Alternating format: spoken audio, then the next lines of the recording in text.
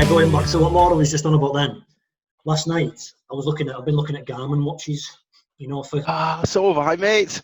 for like The tracking Phoenix 6, or what's it called? Or is it Felix 6 plus Sapphire or something like that? Yeah. About 500 quid. I've been looking at them. But do you know where that's from, though? Go on. That's from Ant Middleton. Put something on his Instagram the other day. Yes. Well, I started following it as a result of that. Same. So we went walking last weekend in Macclesfield Forest with one of Laura's mates at work. Ian Kennedy took us walking around Macclesfield Forest, and we did about 11 miles. I think 11 miles. It was a good old trek, like. And what was the terrain like? Was it smooth terrain, or was it?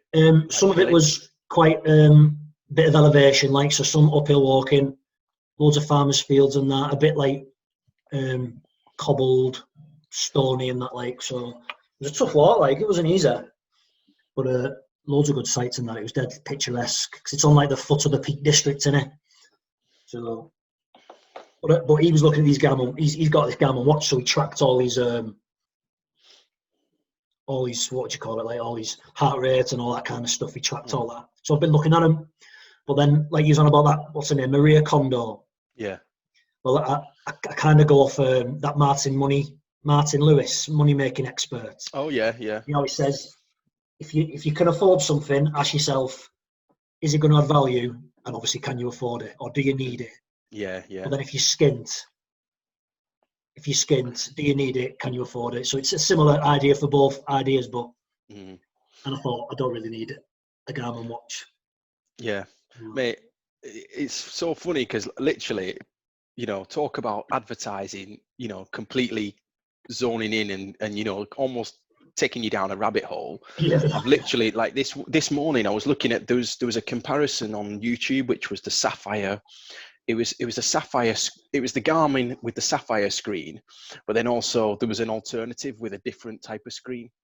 Right. And I was just watching him talk about it, and I was like you. I was a bit like, am I really gonna need that? Like, you saying it's for like professionals or really hardcore athletes, and I thought, Michael, that's not you. Don't spend that money. Just, you know what I mean?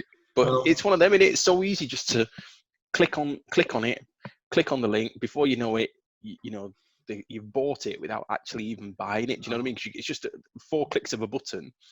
But what is it, do you think, that convinces you that you need it? Obviously, it's good advertising, but with all the algorithms and you search for something, next thing it appears on your YouTube scroll or your Facebook feed, but you convince yourself that you need it. I need that. I need to measure my golf swing on the Garmin. Do you know what I mean? I need to measure that, my stroke rate when I don't go swimming. I think it was more just like, obviously Ant Middleton, like, we both look up to him. Yeah.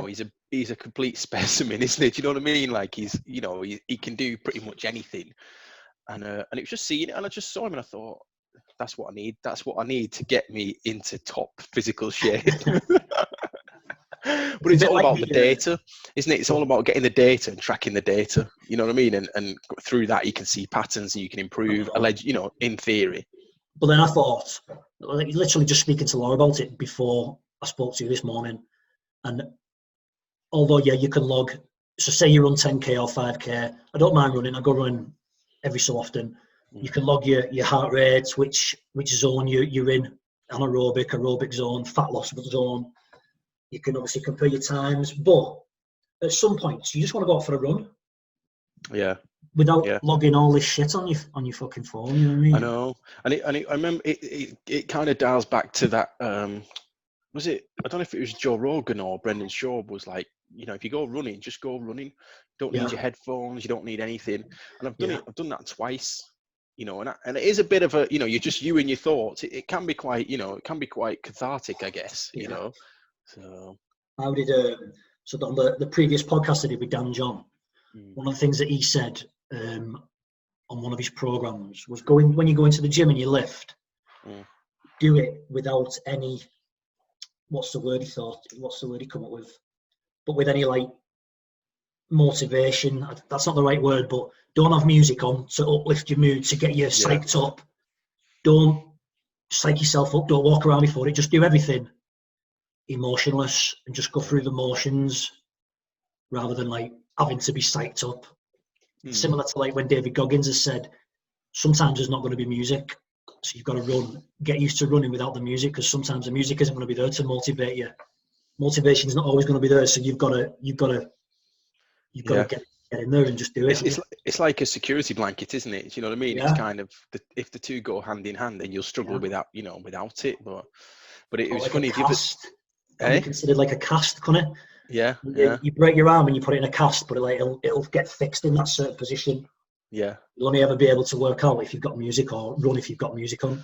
That was it. And the other, because I've been doing this insanity workout at home, there's a day off where you do like yoga stretching, and I thought to myself, you know what, I want to go for it, just do a run. And it was lashing it down. It was kind of towards the tail end of, it was middle of last week, and it was lashing it down. I looked out the window and I thought, oh fucking hell, don't want to do it. But instantly came into my mind, like the David Goggins kind of the rants that he goes on. So I thought, you know what, I'm just going to get out there, I'm going to do it. And I go out wrapped in, I have like a jumper on, a t-shirt, a jumper, and a waterproof on. And I thought, I'm just going to go out in a t-shirt.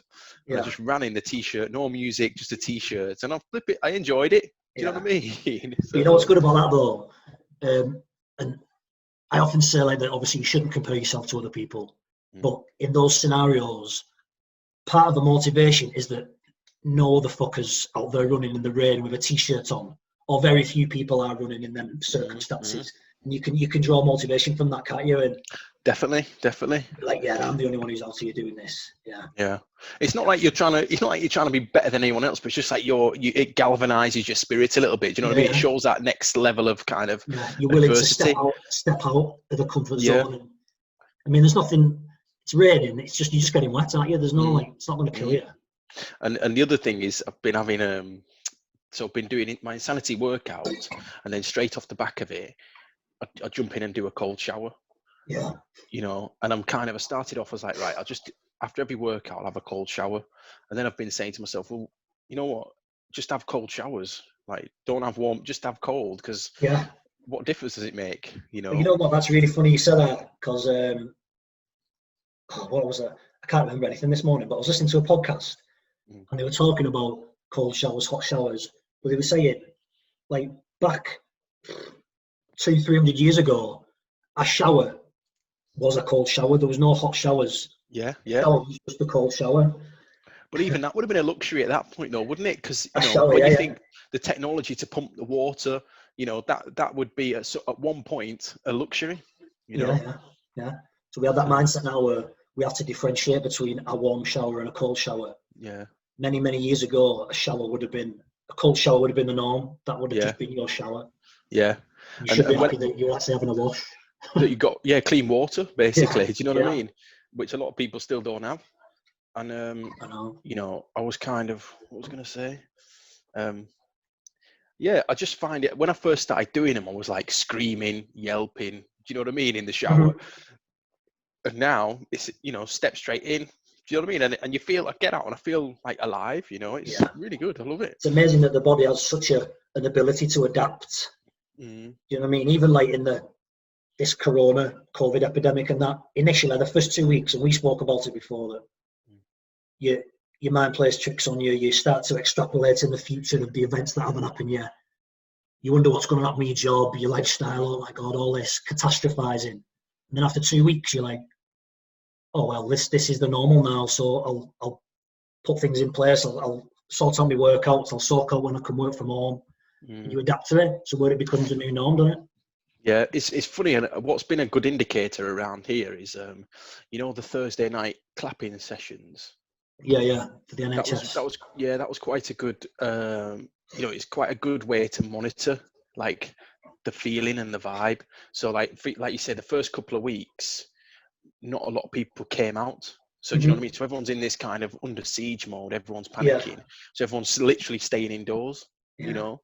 Week 3 to kind of week 6, maybe 7, people were outside, boom, making loads of noise, banging wheelie bins, going wild. Yeah. Week 8, dead. No one was out. Do you know what I mean? And then ever since then, it's been quiet. So it's almost like under siege, join together. Okay, we're fed up of it now. Do you know what I mean? Like we want life to go back to normal. Do you know what I mean? And it's been that pattern. There's a kind of like what do they call it? Like a bell curve. Yeah. That like people start off worrying, all about me, and then it goes to the community. Let's look after each other, and then it starts to filter off and go right and gone. Look after number one now. Yeah. Exactly. You regress back to your own kingdom, don't you? Suppose and then that becomes a new norm. Yeah. So I mean, what's it like in London now? Like, where because they've proper relaxed the restrictions now. I know it was quite relaxed before in London. A lot of people were adhering to the lockdown rules and stuff. What we've saw on the telly anyway. But what's it like now? It's I mean, to me, in the shops, people are wearing masks out on the street. Everyone's pretty much got masks on. Even just walking past the house, you see people with masks on. The supermarkets, they're kind of back to normal from what I've seen. You still see the queuing outside. But for me, I've been going in early morning, getting it out of the way. But even then, people aren't observing the social distancing kind of mindset or approach. I drove through drove through Brixton yesterday, and they've started widening the pavements. Widening the pavements. All right. What? Yeah. Because it's a metre now, isn't it? The distancing from the 4th of July is only a metre. Yeah. So I don't know whether it's, well, it looks like they're widening the pavements. I don't know whether people are, the kind of authorities are taking the opportunity to implement all the infrastructure works, whether they've been outstanding for a long time or whether they're kind of reacting to this situation. So that's all going on. So there's loads of like road works here, there and everywhere. They've been, in the parks, as people have been congregating in the parks. There was a party here the other night, not far away, and that went on all night. No, next door but one, mate, flipping heck. And that's been going on. That has been going on. That started at 7, pretty much, finished at 7 the next day. Did you see the pictures of Bournemouth Beach? Yeah. Crazy, that, wasn't it? I know, but even I've got some friends I know out in France and Belgium, and they're all in the park. They're having parties, they're having like where you might go to a club. People are actually outside, like in kind of like a nightclub setting, but externally. Do you see what I mean? Yeah. I don't know how they're doing it. I don't know how they're getting music down there and all this sort of stuff. But it just seems like it's back to normal. Apart from you're not inside, you're outside. Yeah. So. Similar up here. All the pubs are starting to put more benches out and decking in the beer gardens, ready to start opening on the 4th of July with all the distancing regulations. But I mean, it's good obviously for the businesses that they can open again, but I don't know what's going to happen when it starts raining or getting colder and people want to come inside. Are they just going to turn people away? But I know. But even in the office, a few people have been into the office and they sit and it's like, it just looks so sterile. There's a fine balance between having, looking like battery hens, isn't it? Having everyone on top of each other. It's like just complete, like, just massive voids between each other. And you know what I mean? Even when you're walking down a corridor and you've got to kind of swerve out the way, it just doesn't sit well with me. I feel like it's so abnormal. It's such an abnormal behavior. I don't know.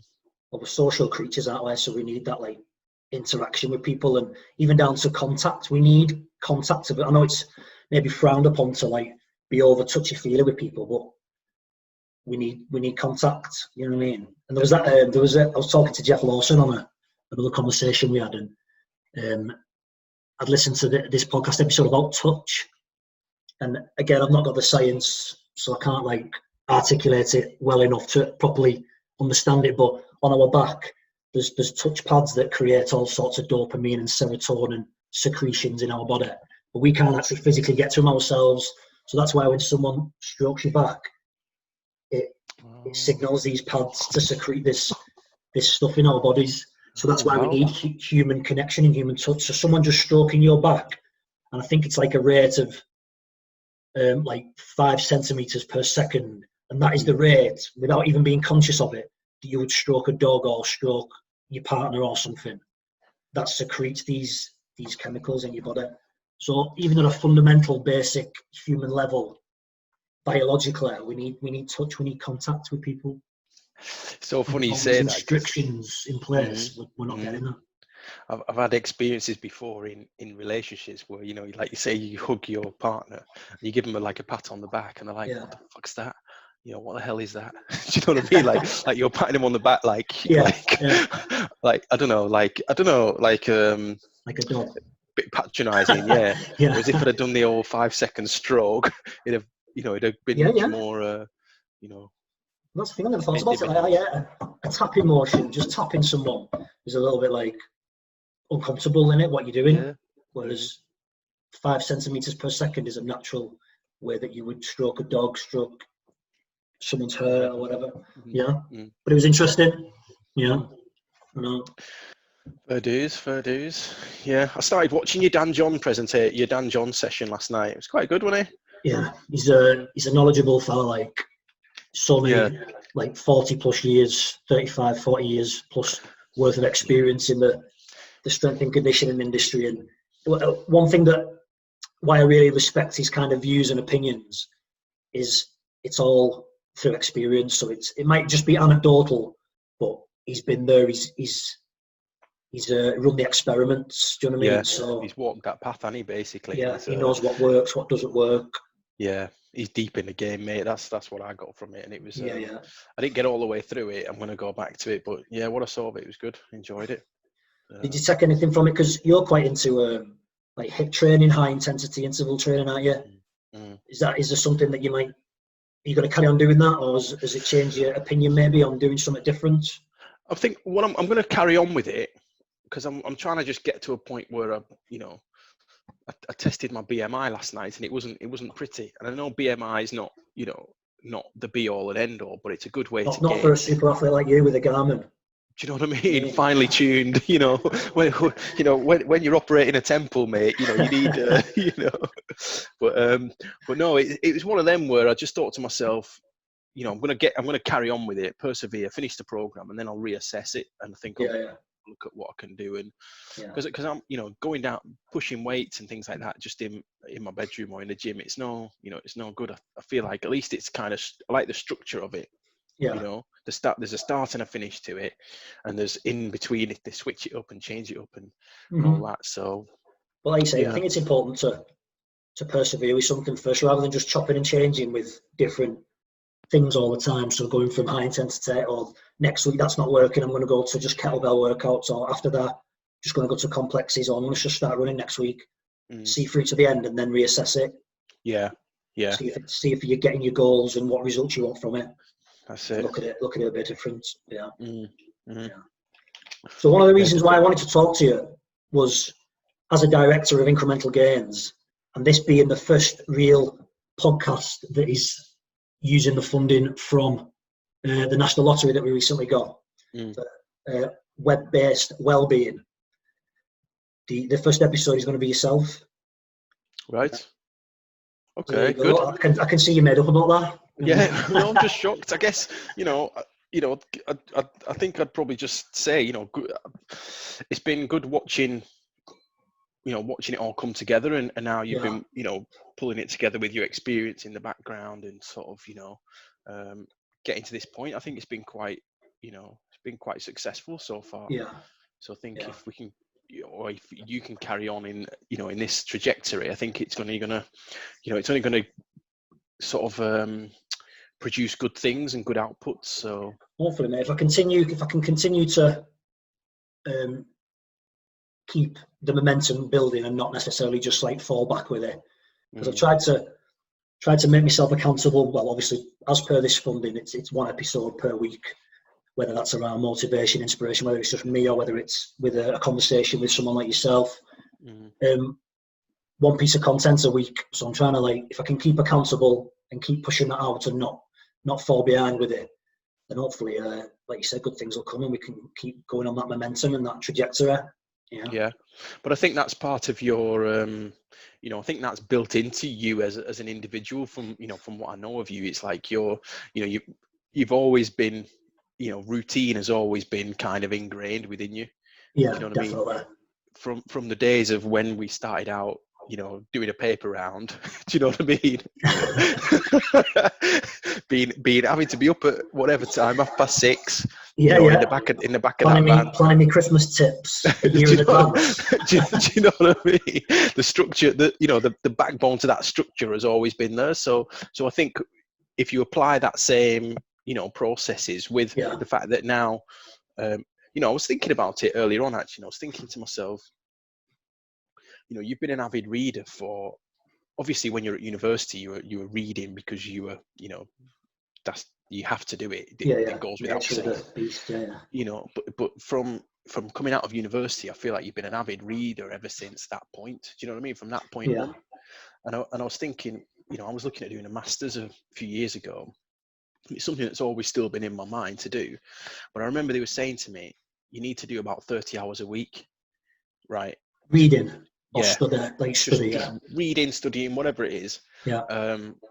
So, and I was thinking to myself, so imagine if you've been from the age of 20, 23, 24, really, when you really kind of got into it or really started exploring and reading around different subjects. If you think 30 hours a week to get a master's degree, it was 30 hours a week for, I don't know, a year, say. Yeah. Is that how long it is, a master's? Just another year? Yeah. So, what's that, 150 hours? 30 hours a week? No, it's more than that. But anyway, without sussing out the maths. Yeah, 30 times 52. 30 times 52, innit? Yeah. So it's going to, 3 times 5, it's going to be 1,500 hours. 1,560. Yeah. So really, the amount that you read in a week, in a month, you've probably done that, 10 times over. Yeah. Who knows, over the course of like 10, over 10 Yeah. years, 15 years, maybe, yeah. Maybe. But it's one of them where you've read a book that's been produced by somebody that's from, academia or an academic background, but because you've not got a certificate to say, oh, I've read this particular subject and I've completed this many hours. Do you see what I mean? So it's kind of like, just made me think that you've probably covered it. You've probably got a PhD in kind of the amount of stuff that you've read, but actually because there's no measurement, the measurement's not there, is it? That's the only thing. So yeah. No, I never thought of it like that, really. But that's why I think you're well placed to kind of keep this momentum and the trajectory going. So it's it's looking positive, I think. And especially with the funding. Yeah, that was really good. That was obviously that's why I set up the CIC, so it gives me that avenue to get funding to benefit the community. Do you know what I mean? But I think the one thing about what I've learned recently, and I've tried to start doing it recently at least, and maybe been guilty of it in the past, is I read a book, whether that be self-help, personal development, whatever topic it's on, but actually like never applying what I've read into life. You know what I mean? You read it, you put it down, and you think, oh, that was pretty cool. I can spout maybe a load of shit about some aspects of your mental well-being or health, but how do you apply it? How do you apply what you've learned without obviously coming across as telling people what they should or shouldn't be doing? But then, go on. But I think that's probably a little bit, because you're probably taking it on via osmosis, aren't you? You're reading it, and it's not like, right, yesterday I did this, tomorrow I'm going to do this, which is going to be slightly different. You, without realizing, you'll probably tweak and adapt, and there'll be like minor adjustments. Yeah, like almost subconsciously, so you don't really know why you're doing it. You're just changing something, but really it's because you read it maybe 3 months before. Definitely. Like even the stuff about, do you remember there was I remember when you read, I think what had a big impact was the chimp paradox. Yeah, Dr. Steve Pizzas, that was quite a pivotal, well, not pivotal, but I remember you just talked about it a lot. Do you know what I mean? I think it was when you said that. It was probably about the age of 23, 24, which actually, we'll talk about this a bit later on, but that coincidentally, that was when I moved down south, down to Reading. I was in the police down there. So I moved away from St Helens. So that was the age when I started really, like, don't know for what reason, maybe obviously must just have been to try and better myself, you know what I mean, to improve. That's when I started to read all these kind of books and get into this mindset thing. And that was one of the first, you're right in what you're saying, that was one of the first kind of books that give me that light bulb moment that, that's why that's why I'm not maybe looking for promotion. That's why my mindset's fixed. That's why if I'm in an uncomfortable position, I taught myself out of things. Yeah. It was answering all these questions that maybe, obviously the tough questions to answer and to ask yourself, but that book, definitely, The Chimp Paradox, helped. to answer some of these questions as to why my behaviours were what they were. Definitely. Yeah, or even just kind of shining a light on a matter, isn't it? And just thinking, okay, I might not be able to crack that one open in one go, but let me just kind of, start to think about it in a different way, and it sends you on a path, then, doesn't it? And and because you talked about it so much, I remember it kind of bled through into the social aspects. Do you know what I mean? And socially, we'd all be talking about it. So it's. I think I've gifted that book so many times. I bought it for people, whether or not I've not heard any feedback whether they've actually utilised it. Obviously, a few people are like, "Oh, it's wicked, that book," but whether or not they've actually like utilised it and implemented it somehow, I don't know. But yeah, that is probably one of the most gifted like books I've given to people. Yeah. What about yourself? You read anything that has had a major impact? I think for me, one of the ones that stands out is kind of it's called How to Win Friends and Influence People. Right. Yeah. And it's an old kind of, I think it came out in the 60s or whatever, but it's more about just kind of putting yourself in the other person's shoes, trying to understand what their objective is. Do you know what I mean? Whether it's just you're having issues with your next door neighbor, or whether it's you're having kind of things at work, or in whatever setting, you can apply that same mindset whereby you try and just look at it from rather than just be solely planted in your own 2 feet. You try and look at it from a different perspective. And you kind of it helps you to try and get to a middle ground, or at least begin some sort of negotiation, or not be so kind of rigid in your mindset. Obviously, there's certain things in life where you have to be very rigid. There's the bandwidth is very thin, but I'd say 80% of the time there's always room to do a deal or negotiate something. Do you see what I mean? Whatever that might look like. Yeah. It's funny how concepts in these books and ideas, like really, there's nothing new that hasn't already been said. It's just a way of repackaging stuff to make it to appeal to a different audience. And there's another book, a very old book, Stephen R. Covey, I think it's called The Seven Habits of Successful People. And one of the chapters in that is a chapter called Understand Before Being Understood.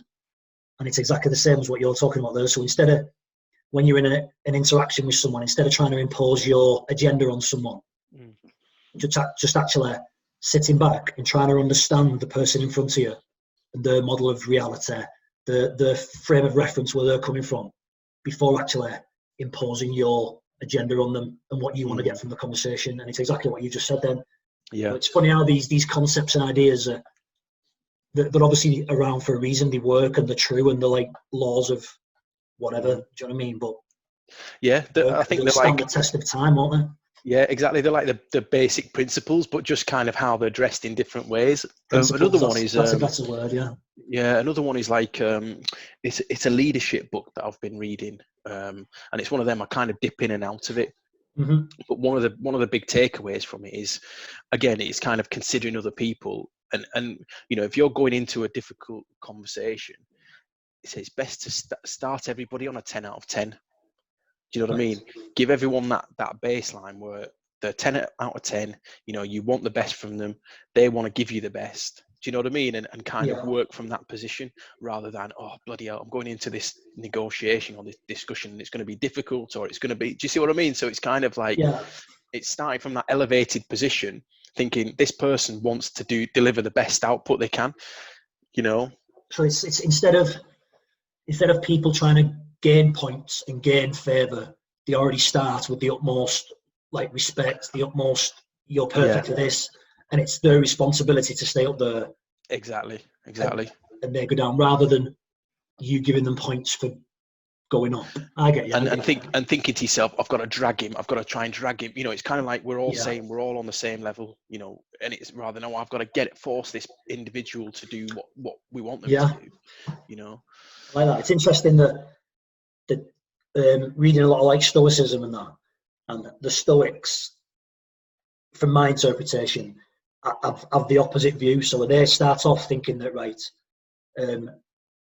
everything that happens today, people are going to shit on there, people are going to be negative, people are going to be bad to work with, and anything that happens that isn't with that, but is an achievement, is a good day. But If that happens and people are negative, I've already prepared myself to deal with that, so I'm aware of it. But that's another side of the coin. But I like the fact that everyone's starting at a 10, and it's their choice whether they start to deteriorate that score. But in a way, it's kind of, again, it's down to your perception of that individual as well, isn't it? And it's kind of trying to just force everyone to stay at that level. I don't know, or not force, but kind of maintain that tempo. I don't know. It's What was your thoughts on the Michael Jordan Last Dance, on how that obviously when he was more about himself, the Chicago Bulls weren't winning championships. But when Phil Jackson brought him to one side and said, right, you've got to think more about the team, you've got to start passing the ball.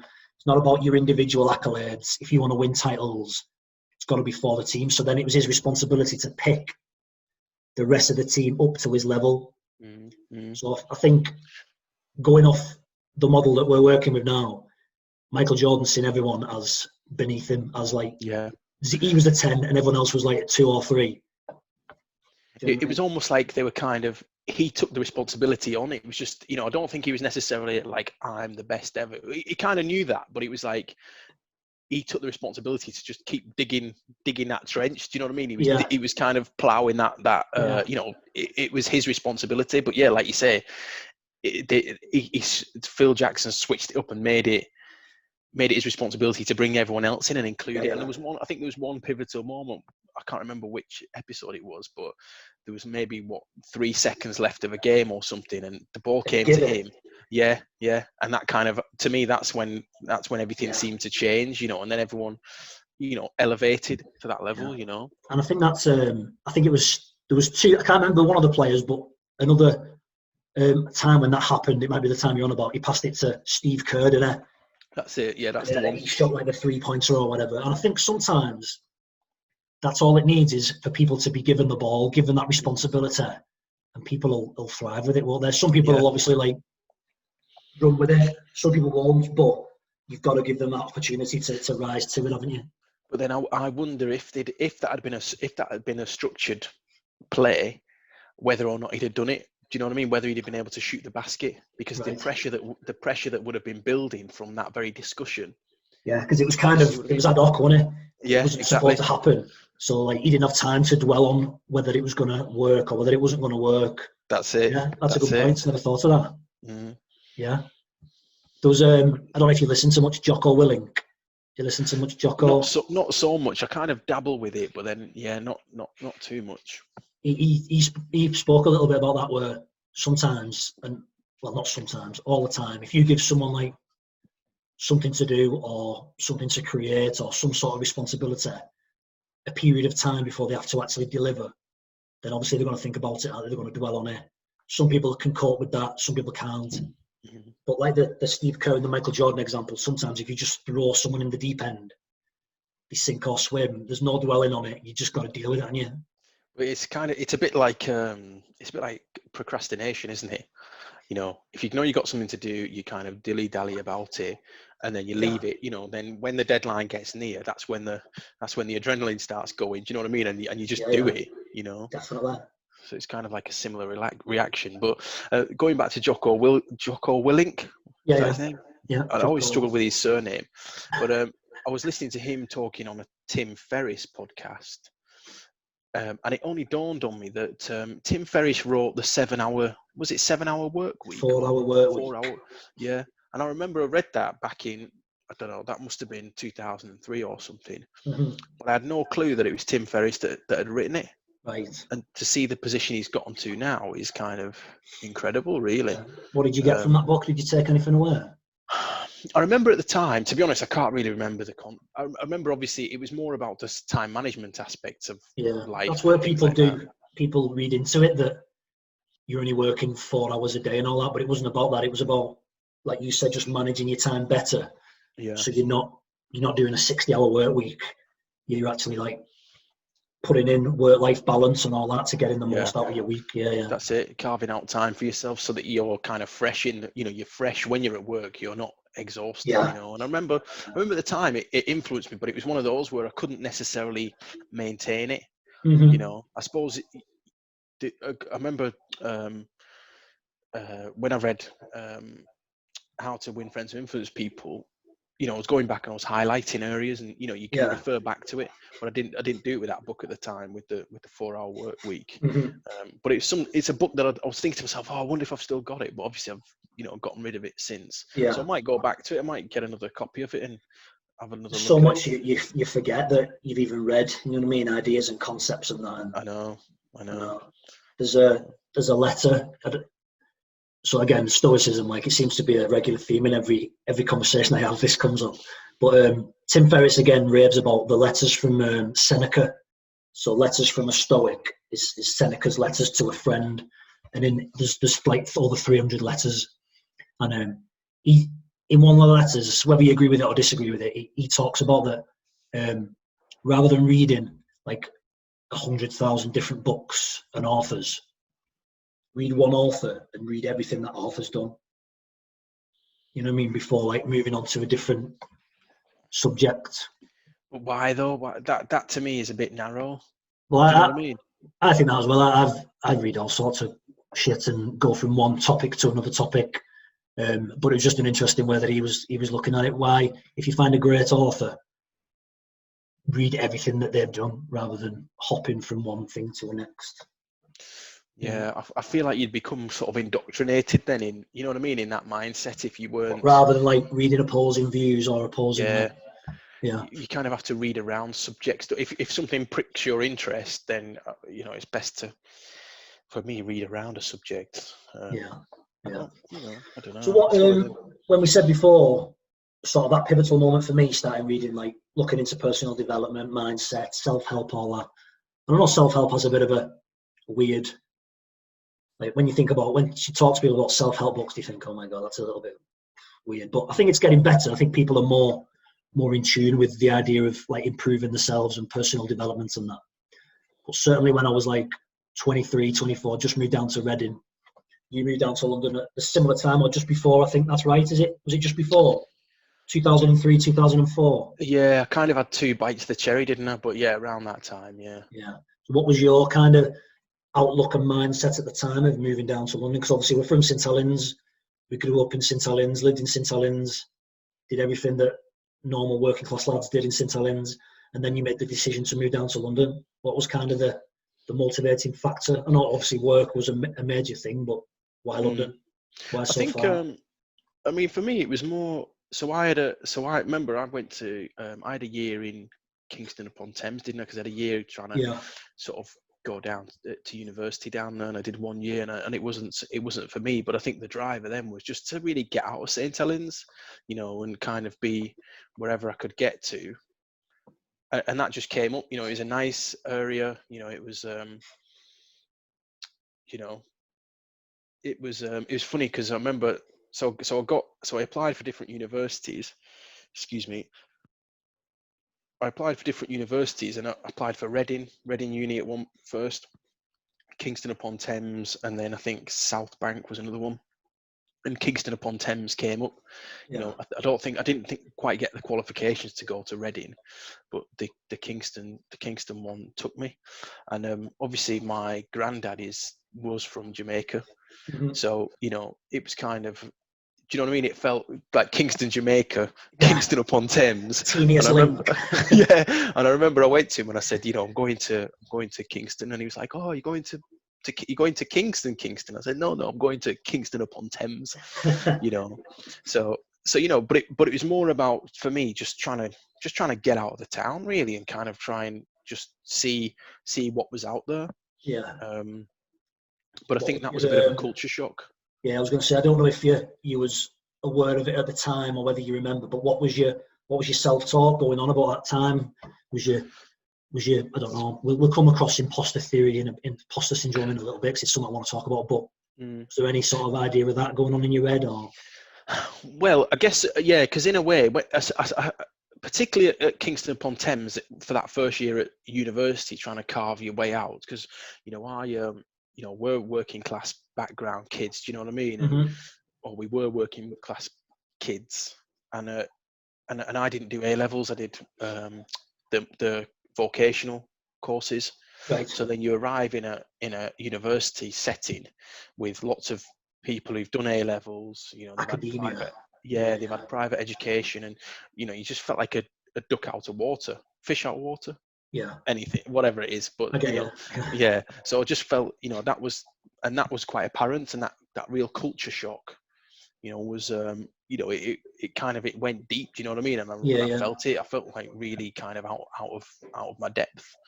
Um, so yeah, but and the self talk really was more. I guess it's more of that kind of resilience of just being a working class where you just, you know, just get your head down and get on with it, you know, as Yeah. best you can. It Yeah. didn't work out, so then I was fortunate enough that my family were able to take me back, and you know, I was back up north, you know, after Hmm. that first year. But yeah, it's more just that dig in, don't quit, don't, you Yeah. know. Like Mm, grit and yeah, yeah. determination. Yeah. Yeah. And it's like that classic, the salt of the earth, you know. It's kind of, times are going to be tough, but you just keep pushing, which I sometimes think is, maybe that's why you're kind of in this stoicism element, because I feel like that's part of being working class. Yeah. Do you know what I mean? You kind of expect the worst, but you actually, you know, you push harder, you try and push Yeah. through it, Or you know. maybe not expecting the worst, but accepting. Do you know what I Yeah, mean? Like that it's not going to be easy. not necessarily being like the pessimistic word, or everything's going to be miserable and that, but accepting it for what it is. Do you know what I mean? Mm, mm, mm, And understanding that you can progress, you can move forward, and as long as you have a bit of, like you said, resilience about it. And mm, yeah, mm. yeah. Yeah. So then you So moved then, down. You was back up north for then another year, was it? And then you moved no, down. so I came back up and I did. So I went back to start the degree again. So I did the degree, and then in 2003, once I'd completed the degree in Liverpool, I then moved to London, Yeah, 2003. yeah. And I think then it was, yeah. So I went down in July, I think. I remember you came to stay with me for one. Because I had, that was me kind of interview weekend, because you was living in East London, wasn't it? It yeah, was oh, Bethnal Bethnal Green. Green. Yeah. Yeah, I remember that from like the craze and all that. Like, so, but Mm, yeah, I stayed with you for 3 days in Bethnal Green when I went for me assessment weekend in mm, Wethersfield in Essex to join the right. police down there. Yeah. Mm, So yeah, it was around, and then I found out in the March. I actually joined in the March the following year. mm, mm. Yeah. Yeah, no, it's mad. I Yeah. think, I mean, for me, again, the driver was, you know, okay, didn't work out that first year, go back, take stock, and then Hmm. coming out of university, I had a few job interviews, and I got one there was an interview in London, one in Birmingham, and I won somewhere else, can't quite remember, but the one in London came up, and the one in London was in Piccadilly Circus. So it was, you Right. know, it's a really kind of, you know, it's a classic, the bright lights, you know, you get into London, and you know, the big Piccadilly sign, and you know what I mean? Yeah. It Yeah. Of just course. just felt good. So that's what drew me into that, you know, into that position, and Yeah. to take that job. Um, So how long do you think it took you then to kind? Because we spoke before about the human aspects of being able to adapt quite quickly. mm, Obviously, at first you're like a bit, whoa, taken back by all the hustle and bustle going in London. How long do you think it took you before you started to just accept that and adapt to it? to be Are we honest, mate, I talking feel weeks, months, or straight away? I'd say years. To be honest, All I'd right. say years. Yeah, Yeah. because I remember first time out of university, you know, and having a job. You know, it's such a kind of stress on your body. I remember it being, you know, like sat in meetings and not able to concentrate. Do you know what I mean? Because you're like just Yeah. totally away with it, you know. Yeah. And like I said again, it was that culture shock of being in a professional setting, you know, with people who've got high expectations of you. You know, should I actually be here? Do I deserve to be here? Do you know what I Yeah. mean? And all that kind of stuff. And you know, and especially in the industry that I was working in, it's very kind of white middle class, you know, and it's, you know, they call it the old boys network. All right. So is that all surveying? That's the industry you're in, Yeah, obviously, isn't it? yeah, exactly. Yeah, What is it? Sorry, building building surveying. surveying. Yeah. Yeah, or just the property industry in general. It's kind of like this, you know, it's like this middle class environment where, Right. you know, um, a lot of people, you know, a lot of people kind of are in there, and then there's like this sort of people who are trying to push through, you know, whether you're working class, different creed, different color, whatever it might be, you know, there's a challenge, and you know, and I felt it, and that was kind of, for me, that was one of the hardest bits. And I think, yeah, like I say, it took a while. I'd say up until maybe like early 30s, when I started to feel like settled and like, okay, yeah, you know, you deserve to be here, and this is, you know, you've got a right to be here. Do you know what I mean? And you've worked to get to this point. So it was funny that I was thinking about sort of my situation when I moved down to Reading, and looking back through rose-coloured glasses, I thought, well, I settled in quite quickly, and do you know what I mean? I wasn't really homesick. I embraced the lifestyle of living down there, moving away from home. I had my own place and all that kind of stuff. But then actually, when I actually thought about it and dialed back in, there was definitely a period of 5 years initially where, because I was working weekends, I was doing 12-hour shifts, working over Christmas. There were times when I was like, Jesus Christ, what am I doing here? Do you know what I mean? I want to move back home, and I'm missing all my mates, I'm missing my family. So yeah, it wasn't all like, if I think about it, it was quite, I think, no, it was sound, it was sorted, but really actually dialing in and thinking about the time, it was difficult first 5 years. Yeah. Yeah. I mean, I remember kind of waking up and dreading going to work and having to go to meetings, and do you know what I mean? And just, you know, looking back, like you say, you look back and you reflect on it, and you think, was I, you know, I was probably suffering bouts of depression. Do you know what I mean? But without, and because of, like you said, this stigma that comes with, you know, it's like if you read a self-help book, it means you've suffered from depression, which means that you're weak. Do you know what I mean? And it's kind of like that cycle. And I noticed how earlier you said self-help, but then you also said personal development. Yeah. Which feels like it's almost like personal development has kind of superseded self-help books. Yeah. Do you know what I mean? And it's like a more like socially accepted term to put it under, innit? You know what I mean? Exactly. Because I suppose it's what it is, isn't it? Because it's not like, well, they both kind of make sense. You know, you are trying to help yourself and develop yourself. Yeah. You know, so there's a massive idea in mental health and stuff, and about self-care. So before understanding someone else's mental health or helping someone else with their mental health, you've got to look after yourself first. Do you know what I mean? So it's that self-care. So for me, that's where like self-help comes from, is looking after yourself so you can help other people then. You know what I mean? Yeah. Like, what good are you in your family if you can't look after yourself and you've not got your own physical, mental aspects on point? You can't look after anybody else then, can you? That's it. No, I think I'm with you. I think it's that, you know, it's that kind of 360 development, isn't it? Looking at yourself, and then how you're projecting yourself, and even how you treat others is a projection of your own self anyway. Do you know what I mean? And with that kind of mindset, if someone's, you know, I think I'm laughing because I heard something the other day talking about look at someone, how they treat the dog, and then that's a reflection on how they'll treat like other people. Yeah, no, but it's true though, isn't it? Yeah, it's crazy, but you know, but like I think it's, I don't know, I think we're living in a kind of, you know, this whole thing about times when you're in a depression, or you don't know it at the time, you don't know what it is. We're fortunate that we can label things, and you know, we can kind of make sense of it. With that label, it helps you to kind of identify what symptoms or, you know, behaviors you're experiencing or you're presenting. Whereas our parents, or, you know, probably, I don't know, self-help, imagine a self-help, that How to Win Friends and Influence People in the 1960s. It'd have been like, it's groundbreaking. Of course it would have been like quite controversial, wouldn't it? People would have been like, I'm not reading that, I'm not getting, like, people are like, it'd be like when you had porn magazines and you put them in another magazine cover so no one knew you were reading it. Sorry, when you had porn magazines. don't make this about me. That's what it would have been like, though, wouldn't it? People would have been reading it with a different cover on the front. Yeah, no, that's like, it's like the classic Out the Viz magazine, isn't it? You like, where there'd be someone reading it inside. Maybe I should have used Viz as an example rather than porn magazines, but it's just lodged inside the Economist or the Scientist book. Like the Back to the Future Back to the Future 2 when they have the sports almanac. Mm. Do you know? You know Back No, to the no. Future 2? Oh my I god! do, but I don't know it in that, that finite, that, For all the geeks, detail. for all the Back to the Future geeks listening, the sports almanac is where he can bet on these sports and stuff in the future, and that's how he made his money.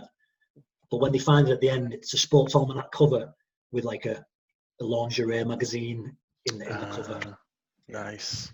Not as funny when I have to explain the analogy, but there you Well, go. they say comedy is a bit like a frog, isn't it? When you dissect it, it dies. So, but yeah. Was there any times, and I definitely felt it, when you come across this like imposter syndrome? Yeah, all the time, all Yeah. the time. I think, I mean, a good.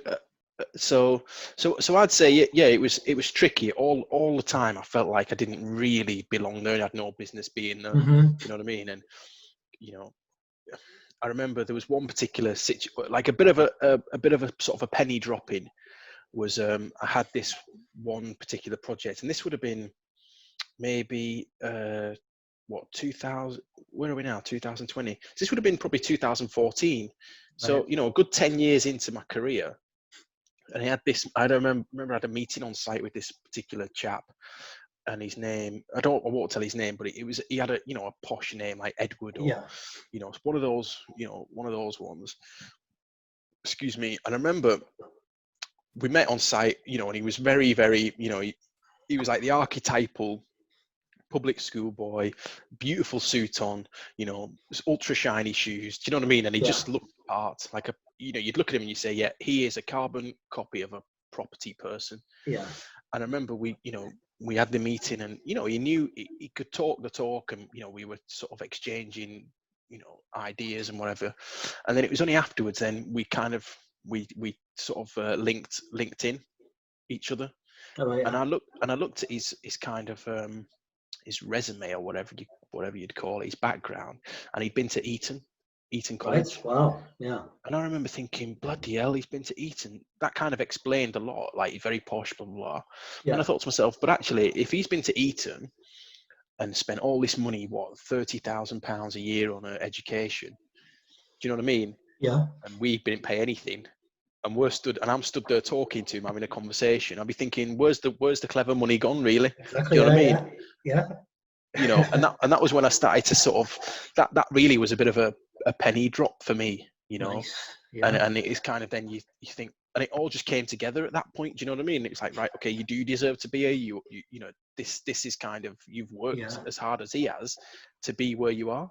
So that's awesome. I've written a yeah. post on Facebook the other day that, again, going back to Marcus Aurelius, is his aide constantly, he had him there for the sole reason of keeping him humble. So whenever the politicians were talking him up and that, Marcus Aurelius had turned to his aide, and his aide had just said, listen, you're just a man.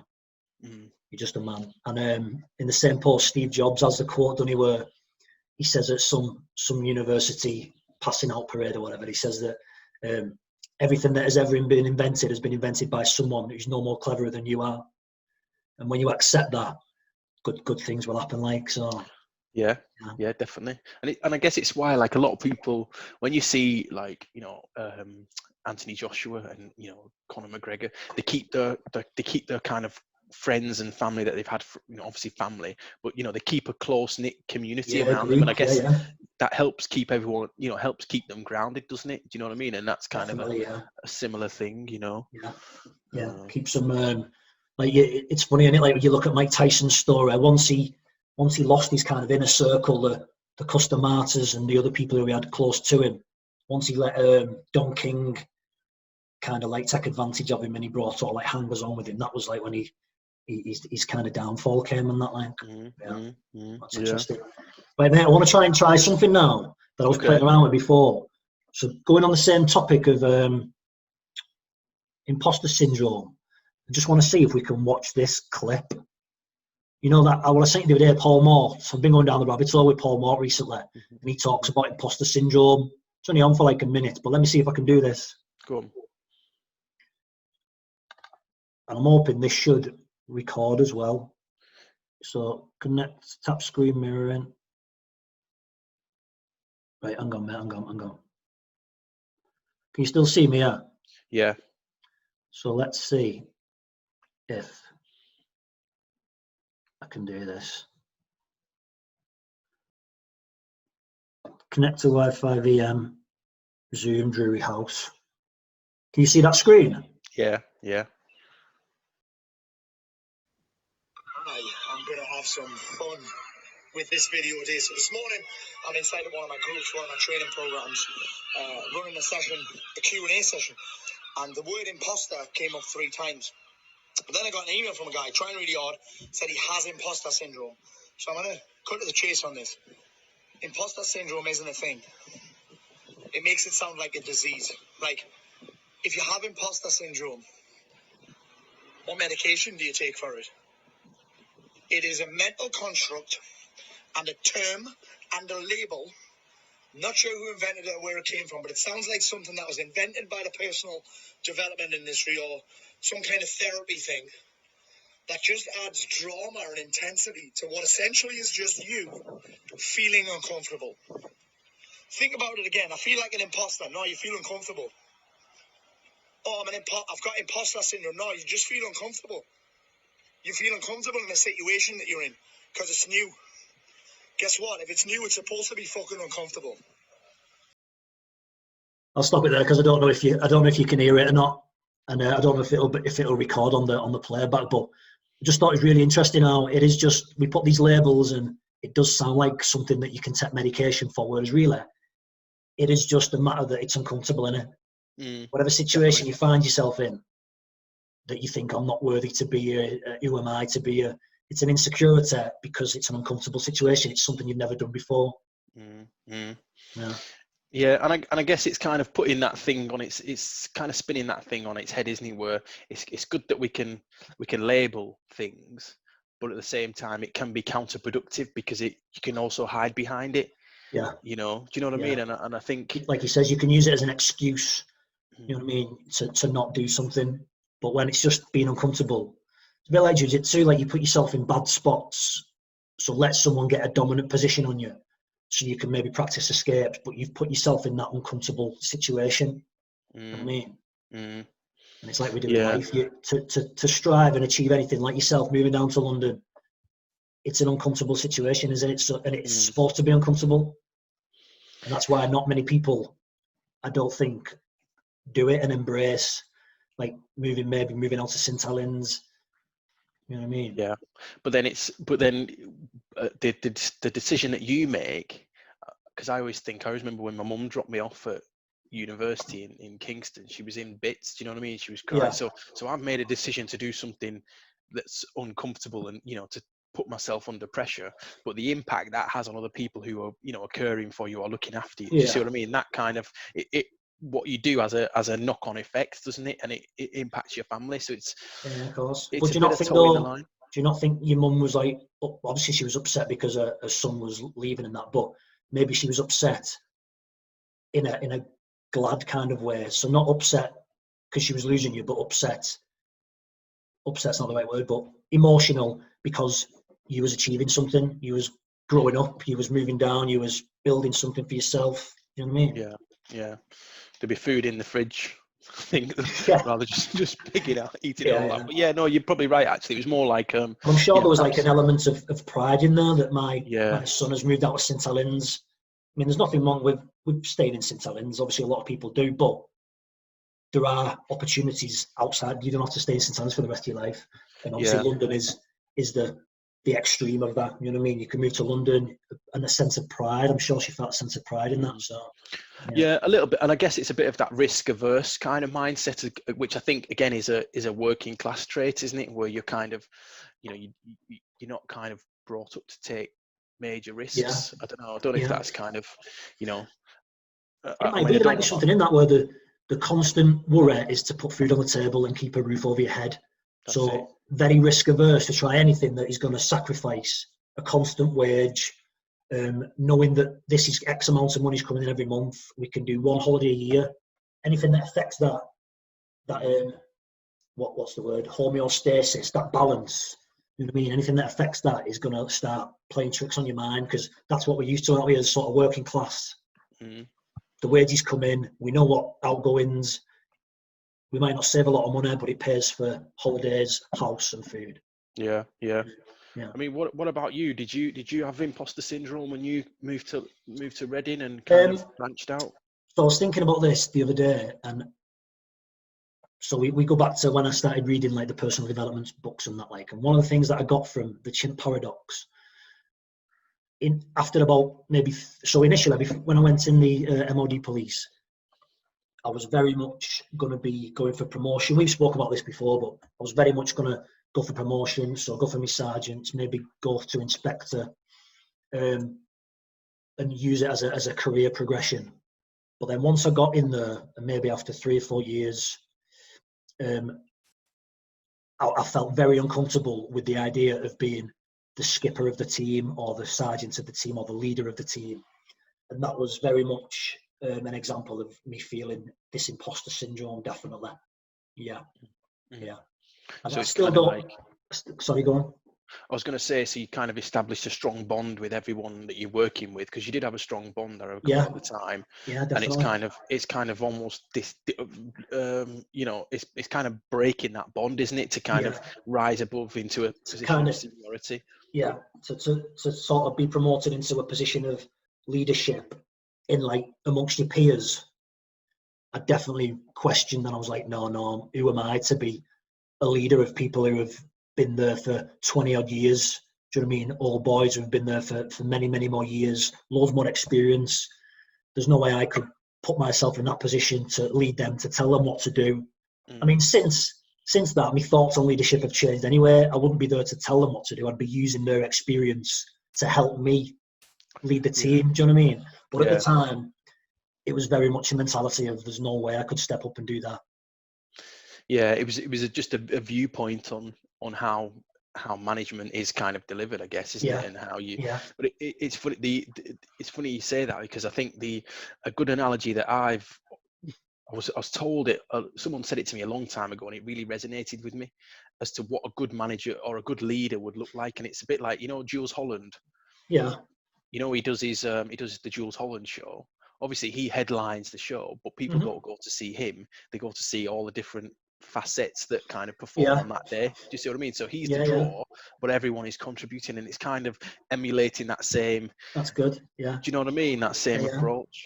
So like using other people's strengths. Yeah. To lead the team, but you're just the figurehead of it. That's it. Yeah. No, I like that analogy. That's good, though.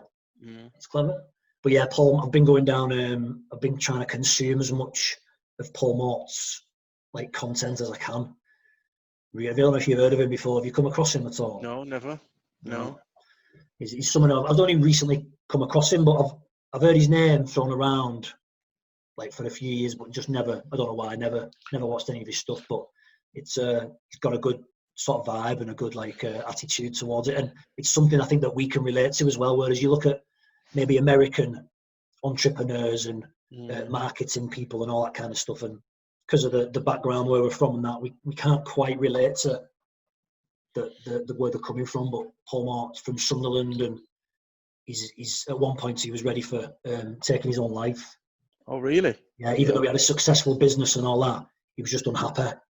And he managed to turn it around and create a new business and all this kind of stuff. So it's a good motivational story, but from a point of view that we can probably relate to.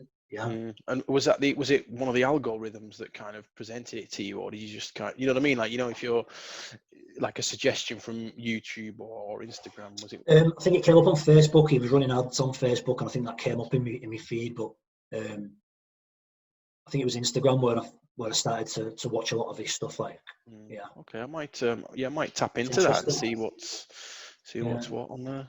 Kind of inspired the newsletter idea that we've been using.